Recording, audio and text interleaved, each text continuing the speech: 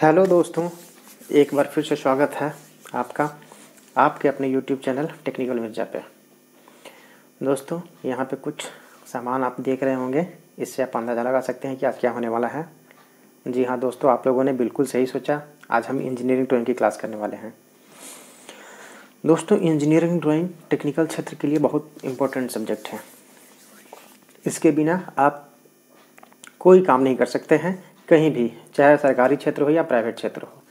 ऐसा मैं इसलिए बोल रहा हूँ क्योंकि आप कहीं भी काम करने जाओगे तो कोई काम को करने से पहले आपको उसकी ड्राइंग मिलती है। अगर जब आपको ड्राइंग पढ़ना नहीं आता हो तो उसमें आपके लिए बहुत प्रॉब्लम हो सकती है। इसलिए दोस्तों, इस प्रॉब्लम को सॉल्व करने के लिए मैं आप लोगों को के लिए लेकर आया हूँ आज इंजीनियरिंग ड्राइंग। मैं ये इस क्लास जो है कि स्टेप बाय स्टेप लेकर ऊपर चलूँगा। जो पहले बेसिक चीज़ें हैं पहले मैं आप लोगों को वो क्लियर कर दूँगा। उसके बाद जो है कि मैं इजी से हार्ड की ओर चलूँगा। दोस्तों, मैं आप लोगों को इस चैनल के माध्यम से आईसो से ऑर्थो, ऑर्थो से ISO, first angle, third angle सारे कुछ बताने वाला हूँ। तो प्लीज़ आप लोग इस वीडियो में कंटिन्यू बने रहें। दोस्तों, यहाँ पे जो सामान है इस सामान से मैं आपको अवगत करा देना चाहता हूँ। जो लोग जान रहे हैं उनके लिए बहुत अच्छी बात है, और जो नहीं जान रहे हैं मैं उनको बता देता हूँ कि एक ड्राइंग बनाने के लिए, इंजीनियरिंग ड्राइंग बनाने के लिए हमें किन किन चीज़ों की ज़रूरत पड़ती है। दोस्तों, हमें ज़रूरत पड़ेगी एक इरेज़र की, एक पेंसिल की। पेंसिल आप 0.5 या 0.7 की ले सकते हैं। जैसे मैंने यहाँ पे 0.7 की पेंसिल ली है। 0.5 या 0.7 की पेंसिल इसलिए दोस्तों क्योंकि इससे इंजीनियरिंग ड्राइंग हमारी काफ़ी अच्छी और साफ़ सुथरी बनती है। इससे ड्राइंग हमारी गंदी नहीं होती है। इसलिए मैं रिकमेंड करता हूँ कि 0.5 या 0.7 की पेंसिल आप लोग यूज़ करें। उसके बाद दोस्तों, ये है हमारा कंपास। उसके बाद एक स्केल की ज़रूरत है। फिर ये है हमारा सेट स्क्वायर। देखिए दोस्तों, सेट स्क्वायर दो चीज़ों का सेट है। ये दो का सेट होता है। ये इसमें जो है कि देखिए आपको प्रोटेक्टर भी मिल जाता है। लगभग सारे सेट स्क्वायर में प्रोटेक्टर मिल जाता है आपको। देखिए इसमें जो है कि 3 कोने होते हैं। पहले सेट में 1, 2, 3 तीनों कोने 60 डिग्री के होते हैं और तीनों कोनों का योग 180 डिग्री हो जाता है। फिर आते हैं हम दूसरे सेट में। दूसरे में इसमें भी हमारे 3 कोने होते हैं, लेकिन इन 3 कोनों का मान अलग अलग होता है। ये हमारा होता है 30 डिग्री का, ये हमारा होता है 60 डिग्री का, और ये होता है हमारा 90 डिग्री का। तीनों कोनों को मिला देंगे, ये भी 120 डिग्री की हो जाती है। ये जो सेट है इसमें आप ये कर्व देख रहे होंगे दोस्तों। इस कर्व का नाम है फ्रेंच कर्व। जी हाँ, इस कर्व को हम फ्रेंच कर्व कहते हैं। इसका यूज़ होता है कहीं भी अनियमित कर्व बनाना हो या इरेगुलर शेप में अगर कहीं कर्व मिल जाता हो उसको बनाना हो, जिसको हम कंपास की मदद से नहीं बना सकते, उसके लिए हम लोग इस कर्व का यूज़ करते हैं और इसका नाम है फ्रेंच कर्व। ठीक है दोस्तों, इस क्लास में मैं आप लोगों को जो है कि पेंसिल कितने तरह के होते हैं ये बताने वाला हूँ। ये इंजीनियरिंग ड्राइंग की बोर्ड कितने तरह के होते हैं, किस किस साइज में पाए जाते हैं वो बताने वाला हूँ। उसके बाद इंजीनियरिंग ड्राइंग की जो पेपर आती है, हमारी इंजीनियरिंग ड्राइंग की जो शीट आती है वो किस किस साइज़ में आती है वो बताने वाला हूँ। और बेसिक चीज़ जो है इंजीनियरिंग ड्राइंग स्टार्ट करने से पहले कि लाइन कितने तरह के होते हैं, आज मैं वो भी बताने वाला हूँ आपको इस वीडियो के माध्यम से। तो प्लीज़ इस वीडियो को आप कंटिन्यू बने रहें। आइए स्टार्ट करते हैं। सबसे पहले हम जान लेते हैं इंजीनियरिंग ड्राइंग की परिभाषा की। इंजीनियरिंग ड्राइंग कहते किसे हैं, इसकी डिफिनेशन क्या है। तो इंजीनियरिंग ड्राइंग एक प्रकार की टेक्निकल ड्राइंग है जिसे टेक्निकल एजुकेशन के अंतर्गत बनाया जाता है और मैकेनिकल वस्तुओं के आवश्यकताओं को पूर्ण रूप से और स्पष्ट रूप से परिभाषित करने के लिए इसका इस्तेमाल किया जाता है। जी हाँ दोस्तों, जैसे मैं आप लोगों को बताया था कि किसी भी चीज़ को करने से पहले आपकी उसकी ड्राइंग मिलती है। जी हाँ, परिभाषा में भी वही लिखा हुआ है कि मैकेनिकल वस्तुओं को पूर्ण रूप से और स्पष्ट रूप से समझाने के लिए हम लोग इंजीनियरिंग ड्राइंग का इस्तेमाल करते हैं। अब हम लोग आगे जानेंगे कि पेंसिल कितने तरह के होते हैं, पेंसिल के कितने टाइप होते हैं। दोस्तों, पेंसिल के बहुत प्रकार हैं। सारे प्रकार आज हम पढ़ेंगे और किस चीज़ के लिए किस पेंसिल का यूज़ किया जाता है ये भी पढ़ेंगे। आइए स्टार्ट करते हैं। सबसे पहले 9H, फिर 8H, 7H, 6H, 5H, 4H, 3H, 2H, H, और एक आता है हमारा F। ठीक है दोस्तों, ये जो हमारा H है ये है हमारा हार्ड, और जैसे जैसे हम ऊपर बढ़ेंगे ये हार्ड होती जाएगी, यानी कि जो H9 हमारा हो जाएगा वो सबसे हार्डेस्ट पेंसिल हो जाएगी। ठीक है दोस्तों, जो F है इसको हम लोग फॉर्म बोलते हैं, फॉर्म पेंसिल। ये हमारी H की ग्रुप की हो गई, इसमें 9 और 1 10, टोटल 10 हैं। फिर आते हैं हम B की ग्रुप में, 9B, 8B, 7B, 6B, 5B, 4B, 3B, 2B, B और एक इस ग्रुप में एक और आता है HB। यह दोस्तों ये है हमारी B की ग्रुप, ये टोटल हमारी B की ग्रुप है। HB हम लोग जनरली यूज़ के लिए काम करते हैं, जनरली यूज़ के लिए B हमारी सॉफ्ट होती है और ये सॉफ्ट हमारी बढ़ती जाती है और ये B हमारी सबसे सॉफ्टेस्ट पेंसिल है। जी हाँ दोस्तों, आपको ऐसे ही याद रखना है कि H ग्रुप में H कम हार्ड है और 9 सबसे ज़्यादा हार्ड, यानी कि जैसे जैसे हम ऊपर बढ़ते जाएंगे वैसे हमारा पेंसिल हार्ड होता जाएगा। F फॉर्म होता है, ये भी जनरली यूज़ के लिए किया जाता है, यूज़ जनरली के लिए। HB हम लोग जो बच्चों को लिखते हैं या हम लोग खुद जनरली यूज़ के लिए करते हैं, ये दोनों पेंसिल का यूज़ करते हैं। फिर आते हैं हम B ग्रुप में। B ग्रुप हमारी सॉफ्ट होती है और B9 हमारी सबसे सॉफ्टेस्ट पेंसिल होती है। दोस्तों इस चीज़ को आप हमेशा याद में रखें, ये एग्ज़ाम में पूछ लिया जाता है कि 9H किस तरह की पेंसिल है। आपको ऑप्शन दे दिया जाएगा हार्डेस्ट, हार्ड, सॉफ्ट या सॉफ्टेस्ट। तो दोस्तों आप जब तक याद नहीं रखोगे तब तक क्वेश्चन को सही नहीं कर पाओगे। इसी तरह से जो है कि सारे पेंसिलों को आप याद कर लो कि कौन सी हार्ड है और कौन सी सॉफ्ट है। और फिर आगे बढ़ते हैं हम टाइप्स ऑफ ड्राइंग शीट कि ड्राइंग शीट हमारे कितने तरह की होते हैं, कितने प्रकार की पाई जाती है, किस किस साइज में पाई जाती है। तो दोस्तों जो हमारी ड्राइंग शीट है ये A0, A1, A2, A3, A4, A5, ये जो है कि टोटल 5 और 1 6 टाइप की पाई जाती है। दोस्तों एक ये सबसे लार्ज साइज है और A5 इस सबसे स्मॉल साइज है। अब इसकी साइज़ कितनी आती है ये हम आपको लेंथ इनटू इसकी वाइड की डायमेंशन बता देते हैं।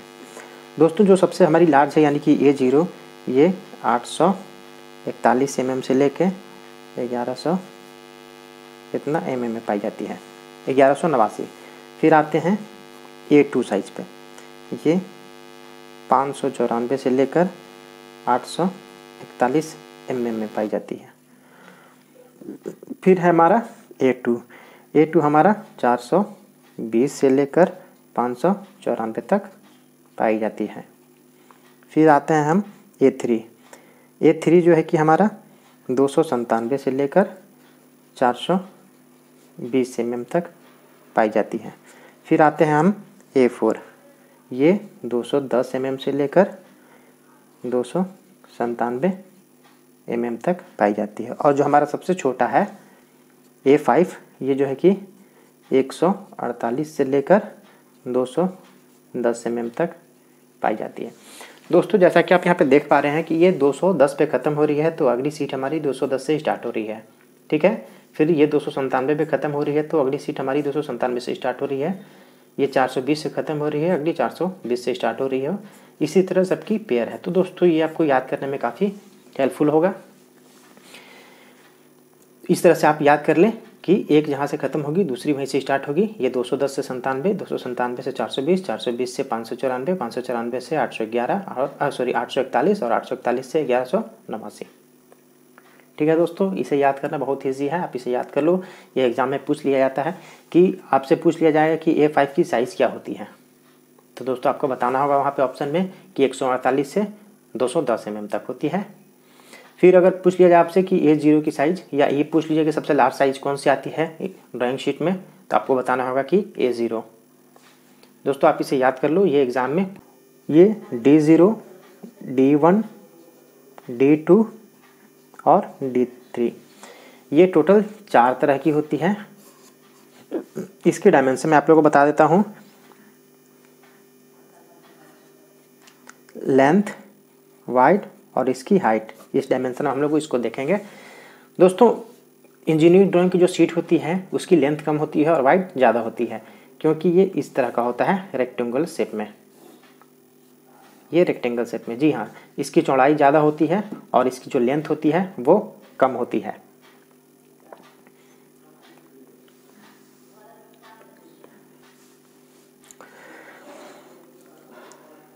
ये हमारा D0 ड्राइंग बोर्ड का 1500 से लेकर 1000 mm और इसकी जो हाइट होती है वो 25 mm तक होती है। दोस्तों ये सारी जो है कि हमारी mm में है। फिर D2 की बोर्ड 1000 से लेकर 700 और इसकी हाइट 25 mm तक होती है।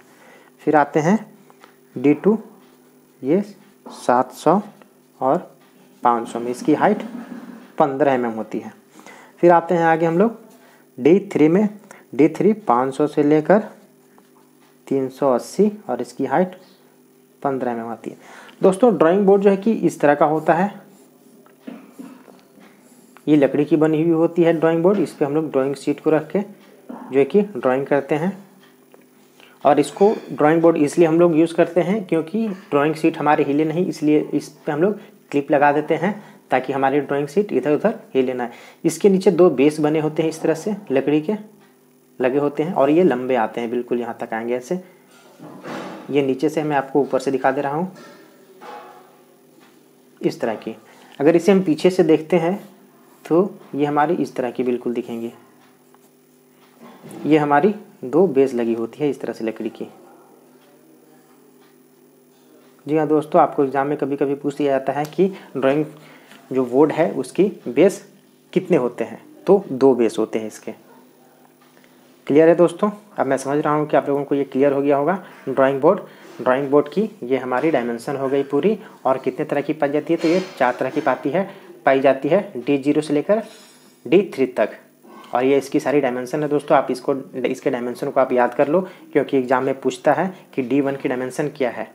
ठीक है, D1 ड्राइंग बोर्ड की डायमेंशन क्या है, वहाँ पे आपको ऑप्शन रहेगा, आपको उसमें एक सही करना है।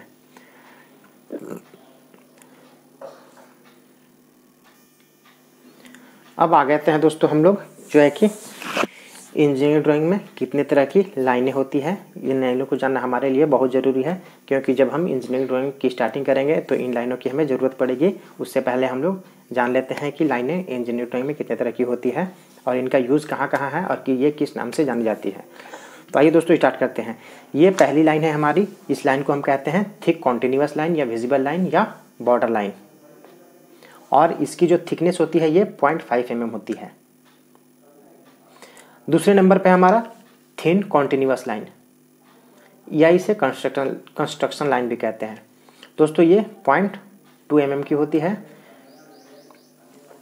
ये दोनों लाइनें लगातार चलती हैं, जहाँ भी जाएंगी या जहाँ भी इनका अंत होगा, इसीलिए इसको हम कॉन्टिन्यूअस लाइन कहते हैं। ये थिक मोटी लाइन, ये थिन पतली लाइन। मोटी लाइन 0.5 की और थिन पतली लाइन 0.2 की।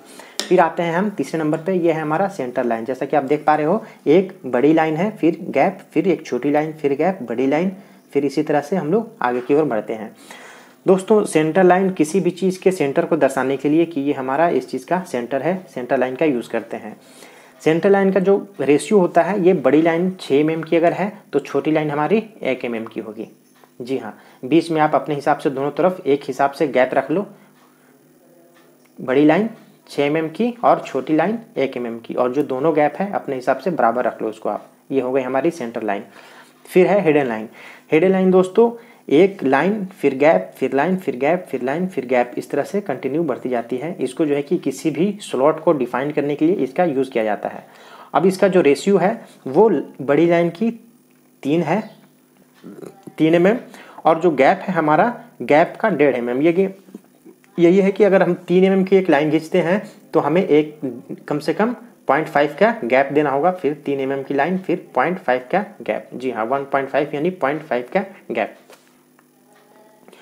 फिर आगे आते हैं हम डॉटेड लाइन पे। इसको जो है कि किसी भी होल को डिफाइन करने के लिए डॉटेड लाइन का यूज़ किया जाता है। इसका रेशियो क्या है दोस्तों कि अगर हम लाइन 2 mm की खींचेंगे या 3 mm की लेंगे तो उतना ही हमें गैप भी डालना हो। ये 2 mm की भी ले सकते हैं, हम 3 mm की भी ले सकते हैं, इससे ज़्यादा नहीं बढ़ना है। और जितना हम लाइन लेंगे उतना ही हमको गैप भी छोड़ना है। ठीक है, ये हमारा डॉटेड लाइन।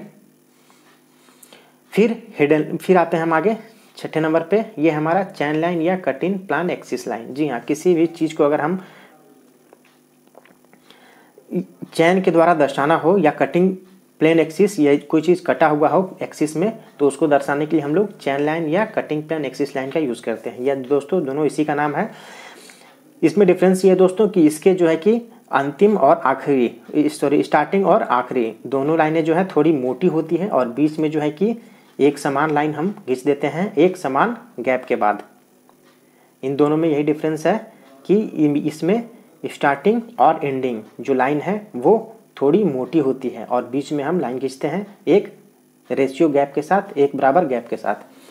फिर आते हैं हम 6-7वें नंबर पे शॉर्ट ब्रेक लाइन या फ्री हैंड लाइन। दोस्तों इस लाइन का यूज़ हम लोग किसी बड़े चीज़ को दर्शाने के लिए करते हैं। जैसे कि हमारा 600 mm 1000 mm का अगर कोई ड्राइंग है, अगर उसको हम छोटी शीट पे बना रहे हैं तो बीच में हम लोग इस लाइन को दर्शा के बता देंगे कि ये हमारी बीच से टूटी हुई है, लेकिन इसका साइज़ हमारा 1 mm है, सॉरी 1 मीटर है या 1000 mm है। इसे शॉर्ट ब्रेक लाइन कहते हैं। फिर आते हैं हम लोग इस लाइन पे, ये 8वें नंबर की लाइन है। इसका नाम है लॉन्ग ब्रेक लाइन या जिगजैग लाइन। इस लाइन का दोस्तों हम लोग बहुत बड़ी दूरी को दर्शाने के लिए यूज़ करते हैं, जैसे कि 5 किलोमीटर, 10 किलोमीटर या 1 किलोमीटर। ये बड़ी दूरी है जो हमारी ड्राइंग शीट पे नहीं आ सकती है। तो इस तरह की दूरी को दर्शाने के लिए हम लोग जो है कि इस लाइन का यूज़ करते हैं, लॉन्ग ब्रेक लाइन का यूज़ करते हैं।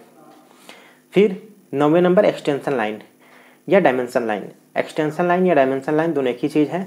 इसका यूज़ हम लोग किसी भी ड्राइंग को बनाने के बाद उसका जो डायमेंशनिंग करते हैं उसके लिए यूज़ की जाती है।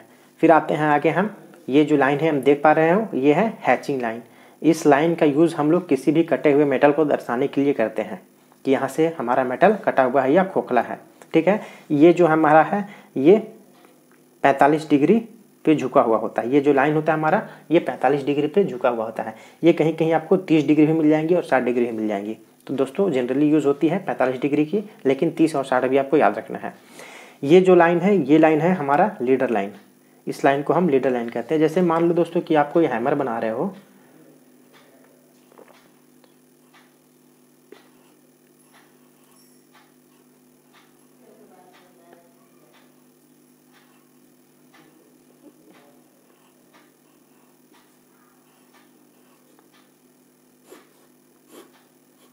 ये अगर आप कोई हैमर बना रहे हो यहाँ पे, तो इनके जो पार्ट्स होते हैं उन पार्ट्स को दर्शाने के लिए जो है कि हम लोग इस लाइन का यूज़ करते हैं, लीडर लाइन का। या फिर किसी होल को दर्शाने के लिए हम लोग, या यहाँ पे किसी ड्राइंग में अगर ये हमारी एक होल है तो इस होल को या इसके डाया को दर्शाने के लिए हम लोग लीडर लाइन का यूज़ करते हैं। जी हाँ, यहाँ पे हम लिख देंगे कि डाया 25 mm।